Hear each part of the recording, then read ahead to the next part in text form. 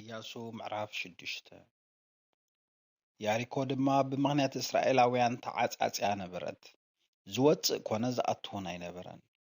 የሆዋ ኸዓኒ ኢያሱ ከም ዝበሎ ረአ ያሪኮን ንጉሳን ሓያለ ጀጋኑኣን ኣብ ኢድካ ሂበካ ኣለኹ። ኩልኹም ተዋጋእቲ ሰባት ነታ ከተማ ሓንሳእ ብምኹላል ነታ ከተማ ዝርዋ 6 መዓልቲ ከምኡ ግበሩ።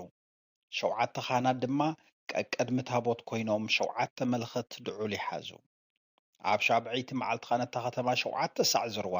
እቶም ካህናት ድማ መለኸት ይንፍሑ። እቲ መለኸት ድዑል ምስ ተነፍሐ ድሃይ መለኸት ከዓ ምስ ሰማዕኩም ኩሉ እቲ ህዝቢ ጭድርታ ውግእ ይጨድር።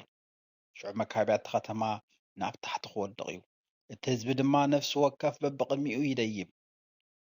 ኢያሱ ወዲ ነዌ ከዓ ነቶም ካህናት ፀዊዑ ታቦት ኪዳን ጽሩ 7 ካህናት ከዓ ቀድሚ ታቦት ይህዋ ኮይኖም 7 መለኸት ድዑል ይሓዙ በሎም። ነቶም ህዝቢ ድማ ሕለፉ እሞ ነታ ከተማ ዝርዋ። እቲ ዕጡቕ ሰራዊት ከዓ ቀድሚ ታቦት ይህዋ ይሕለፍ በሎም። ኢያሱ ነቲ ህዝቢ ምስ ተዛረቦ እቶም 7 ካህናት 7 መለኸት ድዑል ሒዞም ኣብ ቅድሚ ይህዋ ሓለፉ። መለኸት ድማ ነፍሑ። ታቦት ኪዳን ይህዋ ከዓ ይስዕቦም ነበረ። እቲ ዕጡቕ ሰራዊት ድማ ቀድሚ እቶም መለኸት ዝነፍሑ ዝነበሩ ካህናት ይኸይድ ነበረ። እቲ መለኸት ክንፋሕ ከሎ ከዓ እቲ ደጀን ነቲ ታቦት ይስዕቦ ነበረ። ኢያሱ ድማ ነቶም ህዝቢ ኣይትጨድሩ፣ ድምፅኹም ከዓ ኣይተስምዑ፣ ክሳዕ እታ ኣነ ጨድሩ ዝብለኩም መዓልቲ ካብ ኣፍኩም ቃል እኳ ኣይትውፃእ፣ ሽዑ ጨድሩ ኢሉ ኣዘዞም። ንታቦት ይህዋ ከዓ ነታ ከተማ ብምኹላል ሓንሳእ ከም ዝዘራ ገበሮ። ድሕሪኡ ናብ ሰፈር ተመሊሶም ኣብኡ ሓደሩ። ንፅቢሒቱ ኢያሱ ኣንጊሁ ተንስአ። እቶም ካህናት ከዓ ንታቦት ይህዋ ፀርዎ።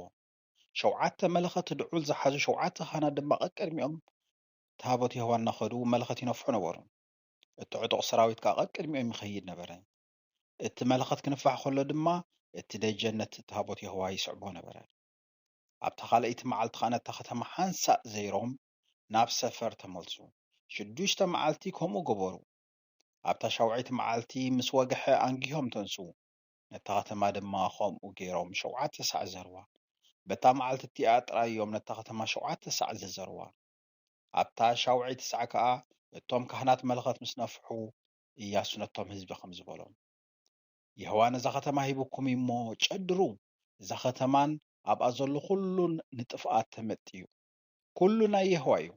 ረሃብ እታ ኣመንዝራ ጥራይ ነቶም ዝሰደድናዮም ልኡኻት ስለ ዝሓበአቶም ንሳን ኣብ ቤታ ምስኣ ዘለዉ ኩሎምን ብሂወት ይትረፉ። ግናኸ ንስኻትኩም ነቲ ንጥፍኣት እተመጠወ ተመኒኹም ካብኡ ገለ ከይትወስዱ እሞ ኣብ ልዕሊ ሰፈር እስራኤል መዓት ብምምፃእ ንጥፍኣት እተመጠወ ከይትገብርዎስ ካብ ንጥፍኣት እተመጠወ ተሓለዉ። ኩሉ ብሩርን ወርቅን ኣቑሑ ነሓስን ሓፂንን ግን ንይህዋ እተቐደሰ ይኹን፣ ናብ መዝገብ ይህዋ ይእቶ። ሽዑ መለኸት ምስ ተነፍሐ እቶም ህዝቢ ጨደሩ። እቶም ህዝቢ ነቲ ድሃይ መለኸት ሰሚዖም ዓብይ ጨደርታ ውግእ ምስ ጨደሩ እቲ መካበብያ ናብ ታሕቲ ወደቐ።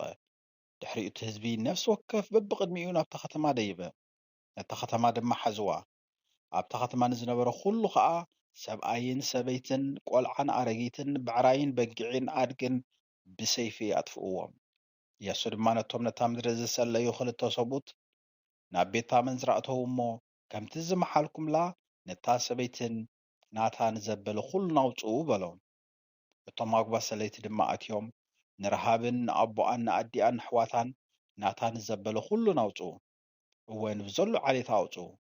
ኣብ ወፃኢ ሰፈር እስራኤል ናብ ዝርከብ ቦታ ከዓ ብድሓን ኣውፅዎም። ነታ ከተማን ኣብኣ ንዝነበረ ኩሉን ድማ ብሓዊ ኣንደዱ። ብሩርን ወርቅን ኣቑሑ ነሓስን ሓፂንን ግና ንመዝገብ ቤት ይህዋ ሃቡ። ኢያሱ ንረሃብ እታ ኣመንዝራን ንቤተሰብ ኣቦኣን ናታ ንዘበለ ኩሉን ጥራይ ንሓፈ። ንሳ ነቶም ንያሪኮ ክስልዩ ኢያሱ ዝሰደዶም ልኡኻት ስለ ዝሓበአቶም ክሳዕ መዓልቲ እዚኣ ኣብ እስራኤል ትነብር ኣላ። በታ ግዜ እቲኣ ኢያሱ ከምዚ ኢሉ መሓለ፣ ነዛ ከተማ ያሪኮ እዚኣ ዳግም ክሰርሐ ኢሉ ዝለዓል ኣብ ቅድሚ ይህዋ ርጉም ይኹን። መሰረታ ከንብር ከሎ በኽሪ ወዱ ይስኣን፣ መዓፃ ክቐውም ከሎ ድማ ሕሳስ ልደ ወዱ ይስኣን። ይህዋ ከዓ ምስ ኢያሱ ነበረ፣ ዝናኡ ድማ ኣብ ኩላ ምድሪ ተዘርግሐ።